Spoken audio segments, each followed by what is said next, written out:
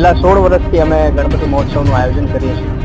અમારો ગણપતિ મહોત્સવ 17મા વર્ષમાં મંગલ પ્રવેશ કરી રહ્યો છે. અમારી મૂર્તિની વાત કરવામાં આવે તો છેલ્લા 9 વર્ષથી અમે સ્વર્ગસ્થ રાજન ખાતુ, જે મુંબઈના પ્રખ્યાત મૂર્તિકાર છે, એમના સન એટલે કે નિખિલ ખાતુ મૂર્તિકાર છે, ત્યાંથી આ પ્રતિમાને લાવી છે. ત્યાંથી લાવવાનો એક જ ભાવ કે ત્યાંના આર્ટિસ્ટ જે બાપાના ચહેરાને, બાપાની આંખોને જે બનાવે છે, અને ભક્તો જ્યારે આ પંડાલમાં આવે છે અને બાપાને નિહાળે છે, બાપાના દર્શન કરે છે, ત્યારે સાક્ષાત ગજાનંદ સામે બેઠા હોય એવી અનુભવ થાય. એના માટે જ અમારા મૂર્તિ મુંબઈથી લાવવાનો આ જ એકમાત્ર કારણ. અને ખાસ કરીને આજ વખતેનું આયોજન એક રાજાધિરાજનો મહેલ લાગે એ ટાઈપની આજ વખતે થીમ લઈને આવ્યા છે. ગયા વર્ષની વાત કરવામાં આવે તો જંગલ થીમ આપણે રાખી છે. અને ખાસ આજ વખતે સમગ્ર જેટલા પણ દર્શનાર્થીઓ આવે છે એમને ખાસ એટલું કહેવું છે કે આપ સૌનો એક સહયોગ જોઈએ છે અમને. બની શકે તો 4 વ્હીલ લઈને ના આવું, બની શકે તો 2 વ્હીલ લઈને દર્શન કરવા આવા બાપાના.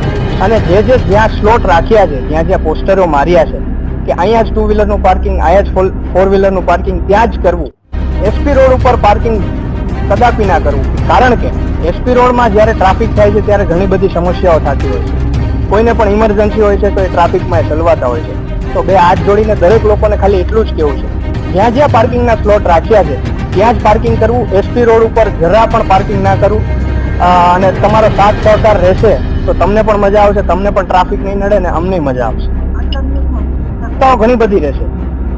વિશેષતાઓની વાત કરવામાં આવે તો જ્યારે તમે પંડાલની અંદર આવશો ત્યારે જ એક અલગ અનુભવ થશે. આજ વખતે બેકગ્રાઉન્ડથી તો સિક્રેટ છે, 27 તારીખે દરેક લોકોને જોવા મળશે. અને સાથે અમે વૃક્ષો પણ આપવાના છે. જેટલા ભક્તો આવે છે અમુક એવા દિવસો રાખી છે જ્યારે અમે વૃક્ષો એમને આપીએ છીએ. અને એક સારો એવો મેસેજ પાસ આઉટ કરવા માંગીએ છીએ, સેવ ટ્રી સેવ એન્વાયરમેન્ટ. ઘણા બધા રાજકારણીઓ, ઘણા બધા ગુજરાત ઇન્ડસ્ટ્રીના લોકો હર વર્ષે પધારે છે, પણ આ વર્ષે પણ ઘણા લોકો ગુજરાત ઇન્ડસ્ટ્રીના લોકો પધારવાના છે. સ્થાપના 27 તારીખના રોજ સ્થાપના છે.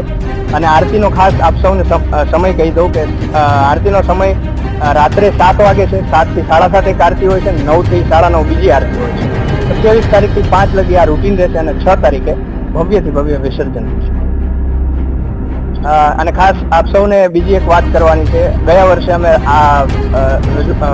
અમે કીધું હતું કે શ્રી સિદ્ધિવિનાયક દાદાને અમે મંદિર બનાવીએ છીએ. શ્રી સિદ્ધિવિનાયક ફાઉન્ડેશન દ્વારા સ્થાપિત મંદિર કરીએ છીએ. જડેશ્વર મહાદેવની બાજુમાં, ભંગેશ્વર મહાદેવની પાછળ જે જગ્યા છે ત્યાં શ્રી સિદ્ધિવિનાયક દાદાના બિરાજમાન કરીએ છીએ. આ શ્રી સિદ્ધિવિનાયક ગણપતિ મહોત્સવનું એડ્રેસ છે એસપી રોડ. જ્યારે તમે આવશો તમને દેખાઈ જ જશે પંડાલ.